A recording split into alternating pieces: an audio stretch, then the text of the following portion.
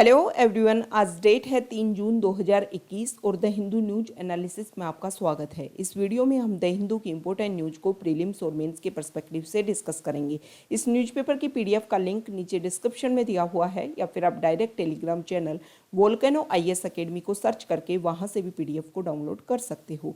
First news आज हम discuss करने वाले हैं सुंदरलाल बहुगुणा के बारे में। सुंदरलाल बहुगुणा, जिनको चिपको मूवमेंट के नाम से ज़्यादा जाना जाता है, चिपको मूवमेंट के जो मेजर फाउंडर थे वो थे सुंदरलाल बहुगुणा। सुंदरलाल बहुगुणा की 1927 में उनका बर्थ होता है और 2021 में at the age of 94 due to COVID related complications की वजह से उनकी डेथ हो जाती है। सुंदरलाल बहुगुणा के बारे में अगर उनकी एंटायर लाइफ के बारे में हम डिस्कस करें तो 1973 के शुरुआत में चिपको मूवमेंट स्टार्ट होता है और उसके वो फाउंडर थे।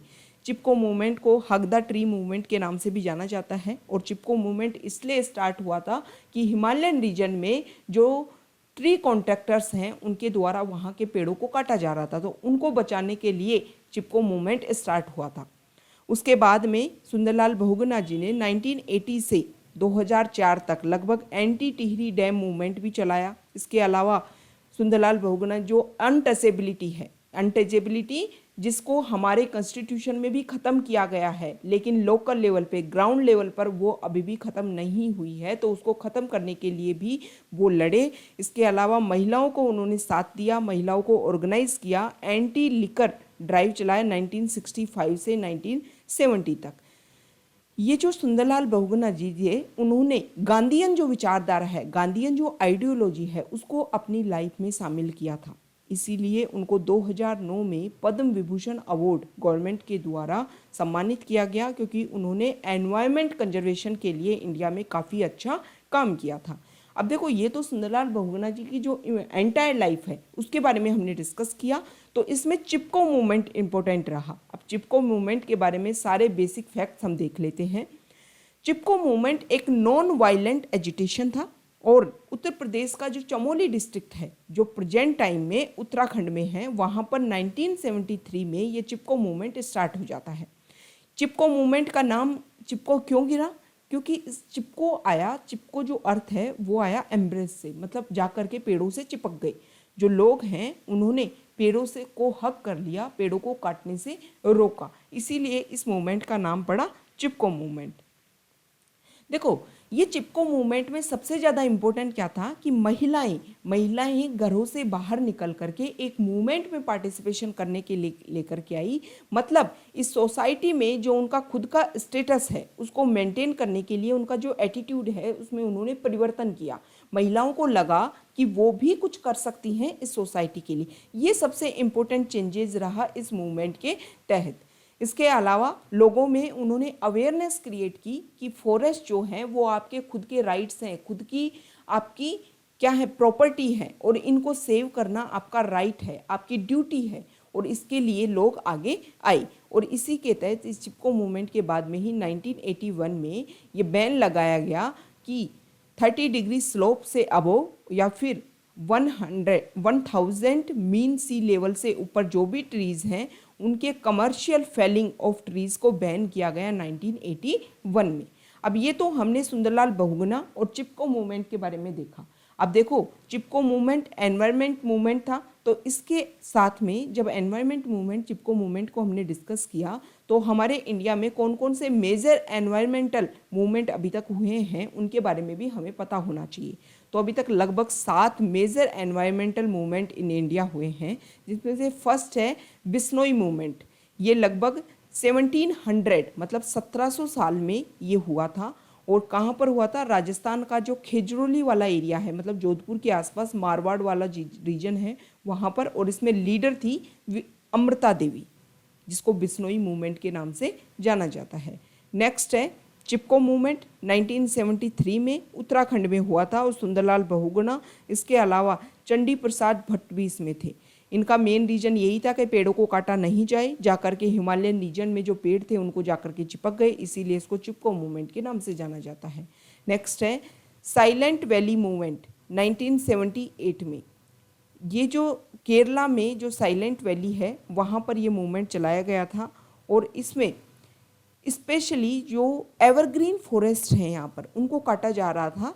इसी को लेकर के ये मूवमेंट चलाया गया था कि उनको नहीं काटा जाए, उनको बचाया जाए। जंगल बचाओ जो आंदोलन है वो 1982 में बिहार की जो सिंहभूम डिस्ट्रिक्ट है वहाँ पर चलाया गया था। में जो सिंहभूम डिस्ट्रिक्ट में जो नेचुरल साल फॉरेस्ट जिसमें टीक भी पाए जाते हैं उनको काटा जा रहा था। तो उनको रिप्लेस करने के लिए कि उनको रिप्लेस ना किया जाए, इसी के लिए गवर्नमेंट का जो डिसीजन था उसके खिलाफ जंगल बचाओ आंदोलन चलाया गया था। अपिको मूवमेंट 1983 में, अपिको मूवमेंट 1983 में, अपिको मूवमेंट कर्नाटका में चलाया गया था। ठीक है, लक्ष्मी नरसिम्हा युवक मंडल, ये कोई देखो ये एक मंडल था, इसके जो लोग थे मतलब एक संघर्ष कमेटी जो हुई होगी उन लोगों ने मिल करके यहाँ पर जो नेचुरल जो ट्रीज थे उस एरिया को ख़त्म किया जा रहा था, उस ये एरिया को काटा जा रहा था। उसी को लेकर के कर्नाटका में अपिको मूवमेंट, यहाँ पर यूकेलिप्टिस के ट्रीज थे और टीक के फॉरेस्ट थे, उनको काटा जा रहा था, उसी के खिलाफ ये मूवमेंट चलाया गया था। नेक्स्ट है Tehri dam conflict.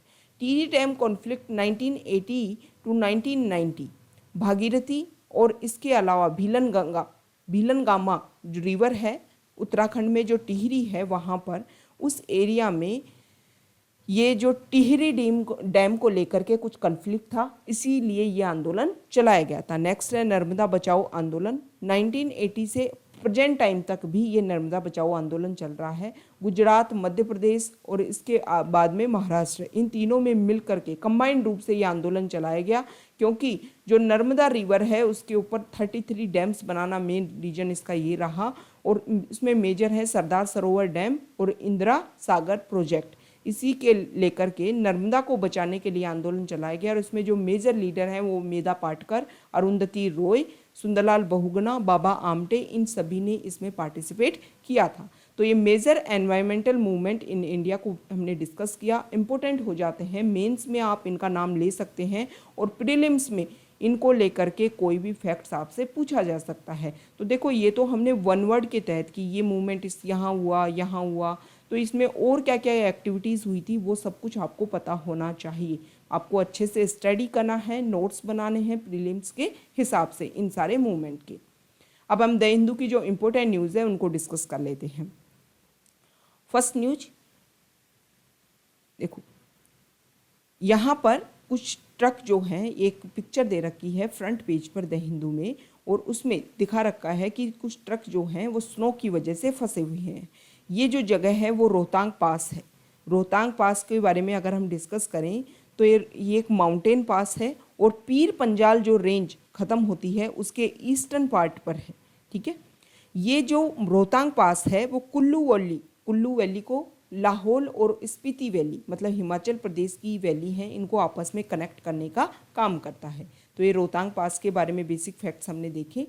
Next news, supreme court ने सेंटर से पूछा है कि आप ये बोलते हो कि अगर हम वैक्सीन खरीदेंगे विदेश की मैन्युफैक्चरिंग यूनिट से तो हमें काफ़ी फ़ायदा मिलेगा, हमें डिस्काउंट मिलेगा। तो सुप्रीम कोर्ट ने बोला है कि आप ऐसा क्यों बोलते हो कि हम तो सिर्फ 50% खरीदेंगे टोटल वैक्सीन का, आप कंप्लीट वैक्सीन खरीदो ना, 100% वैक्सीन आप खरीदो, फिर आप स्टेट्स को यूटीज़ को आपको कैसे देना है वो खुद आप डिसाइड कर लो। आप क्यों बोल रहे हो कि हम तो सिर्फ 50% खरीदेंगे, बची हुई जो वैक्सीन है वो जो कंट्री है, जो स्टेट है वो खुद खरीदे।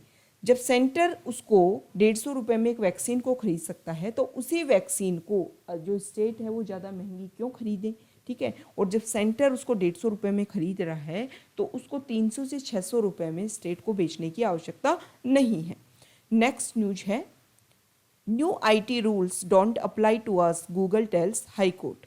गूगल ने बताया है कि हम तो एक सर्च इंजन है, हमारे ऊपर US बेस्ड टेक जायंट है गूगल, सर्च इंजन के रूप में काम करता है। तो अब देखो नए IT रूल्स, उनकी डेडलाइन 25 मई थी और बोला गया था कि सभी जो भी टेक जायंट है, सोशल मीडिया इंटरमीडियरी हैं, उन सभी को अप्लाई करने होंगे ये सारे के सारे जो IT रूल्स बने हैं अपने ऊपर। तो सर्च इंजन गूगल ने बोला है कि हमारे ऊपर अप्लाई नहीं होते, हम तो सर्च इंजन है, हम सोशल मीडिया इंटरमीडियरी थोड़े हैं जैसे कि फेसबुक है, ट्विटर है, इंस्टाग्राम है। ठीक है, लेकिन एक क्लेम क्या हुआ, एक महिला ने बोली कि उसकी फोटोग्राफ्स इंस्टाग्राम से फेसबुक से हटाई गई और उनको फिर जो पोर्नोग्राफिक जो वेबसाइट होती हैं उनके ऊपर उनकी फ़ोटो को डाला गया। तो इस तरीके से ऐसा नहीं है कि जो डायरेक्शंस दिए गए हैं आईटी रूल्स के तहत वो सिर्फ सोशल मीडिया इंटरमीडियरी के ऊपर ही लागू होते हैं। जो भी चीज़ जहाँ भी मिसयूज किया जाएगा इन सारी साइट्स का, उन सब के ऊपर ये डायरेक्शंस लागू होते हैं। Next news, court in Dominica adjourns hearing in Mehul Choksi case. Mehul Choksi आपको पता है PNB Punjab national bank fraud हुआ था, मेहुल चोकसी, नीरव मोदी, इन सब ने मिलकर के किया था। उसके बाद में मेहुल चोकसी जो है वो कैरेबियन जो आइलैंड्स कंट्री है वहाँ पर चला जाता है। तो वहीं का एक कंट्री है डोमिनिका, वहाँ पर इनके ऊपर सुनवाई चल रही है और इंडिया में इनको सौंपने की बात चल रही है। ठीक है, देखो, high court for manslaughter charge on officials not acting on vaccine issue. High court ने बोला है कि ऐसे ऑफिसर्स जो वैक्सीन इशू के ऊपर ढंग से काम नहीं करते हैं तो उनको मैनस्लॉटर, उनके ऊपर चार्ज लगाए जाएं। उनको माना जाए कि एक आदमी को मारने में जिस तरीके से एक स्लॉटर हाउस में जानवर को मारा जाता है, उसी तरीके से इन ऑफिशियल की वजह से जो आदमी हैं, मैन हैं, पॉपुलेशन है, पीपल है, उन सब की भी डेथ हुई है। नेक्स्ट न्यूज, देखो, कोविड-19 की वजह से हमने ये देखा कि जो हमारी प्रिजन्स हैं, जेल हैं, वहाँ से जो भी अपराधी हैं उनको बाहर भेजा जा रहा है पैरोल के ऊपर। तो ऐसा ही कर्नाटका की जो मैसूर जेल है उसमें ऐसा हो रहा था, उसमें भेजा जा रहा था जो अपराधी हैं उनको बाहर, लेकिन कुछ अपराधियों ने मना कर दिया। उनको लगा कि एक तो बाहर खतरा ज़्यादा है, संक्रमण ज़्यादा हो सकता है, दूसरा उनके पास में कोई रोजगार ही नहीं होगा तो वो खुद को सर्वाइव कैसे करेंगे बाहर जा कर के, इसलिए उन लोगों ने मना कर दिया। नॉर्मल एक, देखो, ये इशू उठ रहा था कि जेल में कैसे छोड़ा जाए, कैसे वो किया जाए, जो अपराधी हैं उनको बाहर पैरोल पर छोड़ा जाएगा, कुछ नए अपराध हो सकते हैं। तो इसके आधार पर हमें ये देखना है कि कुछ लोग ऐसे भी हैं जो बाहर जाने से मना कर रहे हैं। बाहर ना जाने का मेन कारण एक रीजन है अनएम्प्लॉयमेंट और दूसरा है जो संक्रमण की दर है वो बाहर ज़्यादा है। नेक्स्ट न्यूज है, एडिटोरियल पेज पर डाटा आए हैं वैक्सीन को लेकर के ही।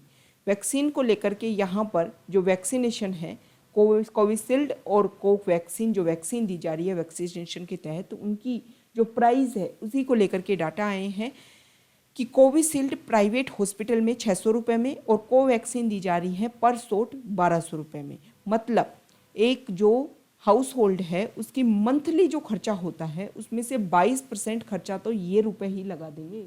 मतलब इतनी महंगी ये स्लॉट दी जा रही है तो लोग क्यों आएंगे वैक्सीन लेने के लिए। ठीक है, जिनको देखो, जिनकी इनकम जो इतनी कम है वो लोग तो वैक्सीन लेने के लिए आएंगे ही नहीं इस हिसाब से। नेक्स्ट न्यूज देखो, vaccinators undertake trek on hills to inoculate tribes in Odisha. Odisha में जो पीवीटीजी ग्रुप में कुछ ऐसी, जैसे डोंगरिया कोंड, ऐसे ट्राइबल ग्रुप थे, पर्टिकुलरली वल्नरेबल ट्राइबल ग्रुप, इनमें कोविड के जब सिम्टम देखे गए तो पहले तो उन्होंने जांच कराने के लिए मनाही कर दिया। उन्होंने बोला कि नहीं, हम तो हमारे जो भगवान हैं उनकी जब पूजा करेंगे तो हम बिल्कुल सही हो जाएंगे। बाद में जब उनके सिम्टम्स लिए गए, उनके जांच की गई तो कोविड के सिम्टम्स आए, कोविड पॉजिटिव आए। तो बाद में यहाँ पर वैक्सीनेशन के लिए गवर्नमेंट ने भेजा तो बहुत ज़्यादा लंबी ऊंचाई पर चढ़ करके वो लोग वैक्सीनेशन करने के लिए यहाँ पर आए। और वैक्सीनेशन करने के लिए जब उन लोगों का, देखो, वैक्सीनेशन भी किया गया है, उन लोगों को मनाया भी गया है कि आपको बिल्कुल अलग रहना है, सबके साथ में शेयर नहीं करना है। तो इस तरीके से उन लोगों में एक अवेयरनेस क्रिएट करने की कोशिश की जा रही है। पीवीटीजी ग्रुप के बारे में आपको पता ही होगा। पीवीटीजी ग्रुप में 75 ट्राइब्स हैं। ठीक है, शेड्यूल ट्राइब्स में ऐसी ट्राइब जो बहुत ज़्यादा पिछड़ी हुई थी। पिछड़ी होने का भी 4 मेजर रीजन आप मान सकते हो। एजुकेशन बिल्कुल जीरो लेवल पर, पॉवर्टी बिल्कुल जीरो लेवल पर, सोसाइटी से उनका कोई कनेक्शन नहीं। ठीक है, एजुकेशन लेवल बिल्कुल कम। इसके अलावा जो उनकी पॉपुलेशन जो ग्रोथ है या तो नेगेटिव है या फिर जीरो है। ऐसी ट्राइब्स को पीवीटीजी ग्रुप में डाला गया ताकि गवर्नमेंट उनके ऊपर ज़्यादा स्पेशल ध्यान दे और उनकी अच्छे से केयर की जा सके। 2006 से पहले इस पीवीटीजी ग्रुप को पीटीजी नाम से जाना जाता था। बाद में इसको 2006 में इसका नाम चेंज करके पीवीटीजी ग्रुप कर दिया गया। 75 ट्राइब्स प्रेजेंट टाइम में इसमें हैं और सबसे ज़्यादा उड़ीसा से ही इसमें आती हैं। Next news, caste categories for NREGA page. NREGA के लिए ये बोला जा रहा है कि देखो पेमेंट सिस्टम, पहले एक पेमेंट सिस्टम था, सभी को बराबर पैसा बराबर समय में एक साथ दिया जाता था। लेकिन अब नरेगा में जो पेमेंट सिस्टम है उसको चेंज करने की सेंटर ने स्टेट से पूछा है कि क्या हम मनरेगा जो स्कीम है उसमें हम सेपरेट कैटेगरीज कर सकते हैं, मतलब कि शेड्यूल कास्ट, शेड्यूल ट्राइब्स और इसके अलावा और भी जो तरीके हैं उन सबको बांट दिया जाए। जैसे कि इसका मतलब ये नहीं है कि अलग अलग पेमेंट दिया जाएगा, इसका मतलब ये है कि शेड्यूल कास्ट के ऊपर मनरेगा के तहत कितना खर्च किया गया, शेड्यूल ट्राइब्स के ऊपर कितना खर्च किया गया और जो अदर कास्ट हैं उनके ऊपर कितना खर्चा किया गया। तो सोशल इकोनॉमिक सेंसस जो हम क्रिएट करें तो कितना पैसा उनके ओवरऑल ग्रोथ एंड डेवलपमेंट के लिए खर्चा किया गया, इन सब के बारे में पता किया जा सके। नेक्स्ट न्यूज यहाँ देखिए, Palestine flags India's abstention from vote. देखो human rights council resolution pass हो रहा था और उसमें 14 देश ऐसे हैं, 14 नेशन जिन्होंने अपने आप को इससे दूर रखा। इंडिया ने भी तटस्थ की नीति अपनाई, ना तो पॉजिटिव में किया ना ही नेगेटिव में किया। इजराइल और पैलेस्टीन को लेकर के ह्यूमन राइट्स काउंसिल की जो वोटिंग हुई उसमें इंडिया ने ये जो लेटेस्ट रिजोल्यूशन है उसमें किसी भी तरीके से कोशिश नहीं की कि वो साथ में जाए, इजराइल के साथ में जाए या फिर पैलेस्टीन के साथ में जाए। तो जो पैलेस्टीन के फॉरेन मिनिस्टर हैं उन्होंने एक लेटर लिखा है हमारे इंडिया के फॉरेन मिनिस्टर को और ये बोला है कि इंडिया ने जो एक अपॉर्चुनिटी इंडिया के पास थी कि इंटरनेशनल कम्युनिटी को ज्वाइन कर सके पीस के लिए और यहाँ पर अकाउंटेबिलिटी, जस्टिस, इन सब का जो रास्ता था उसमें इंडिया के पास में एक मेजर रोल था कि इंडिया एक रोल निभा सकता था, लेकिन इंडिया ने इन सब से अपने आप को दूर रखा। नेक्स्ट न्यूज यहाँ देखिए,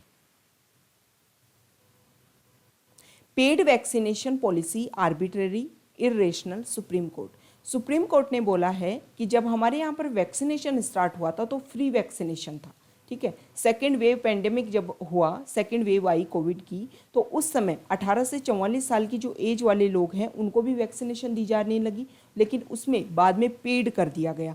तो इस तरीके से जो ये वैक्सीनेशन अपनाई जा रही है कि वैक्सीनेशन को पेड कर दिया गया। और पहले भी हमने डाटा डिस्कस किए हैं कि एक कॉमन मैन जो है उसकी मंथली जो एक्सपेंसेज होता है उसका 22% तो किस में चला जाएगा, वैक्सीनेशन में चला जाएगा। तो लोग जो हैं, एक जनरल मैन, एक कॉमन मैन वैक्सीनेशन लेने के लिए कभी भी अपने आप को प्रोवाइड नहीं कर पाएगा क्योंकि इतनी महंगी जो है इसकी प्राइस रखी गई है, ठीक है। Next news, UNGA head, United Nation General Assembly के हेड के इलेक्शन होने वाले हैं और India to vote for Maldives. इसमें देखो इंडिया के से एक रिप्रेजेंटेटिव खड़े हो रहे हैं तो इंडिया उनको सपोर्ट करेगा और एक जो रिप्रेजेंटेटिव हैं वो अफगानिस्तान से भी खड़े हो रहे हैं इन वोट के लिए, इन हेड्स के जो इलेक्शन है उनके लिए। तो इंडिया उनको सपोर्ट नहीं करने वाला है, ऐसा नहीं है। देखो इसमें ज़रूरी नहीं है कि आप पहले क्लियर बताओ ये जो इलेक्शन हो रहे हैं इसमें ऐसा ज़रूरी नहीं है, लेकिन इंडिया ने पहले ही बोल दिया था कि वो मालदीव से जो भी इस चुनाव में जो खड़े हो रहे हैं उनको सपोर्ट करने वाले हैं, इसीलिए ये बात बाहर लीक होकर के आई है।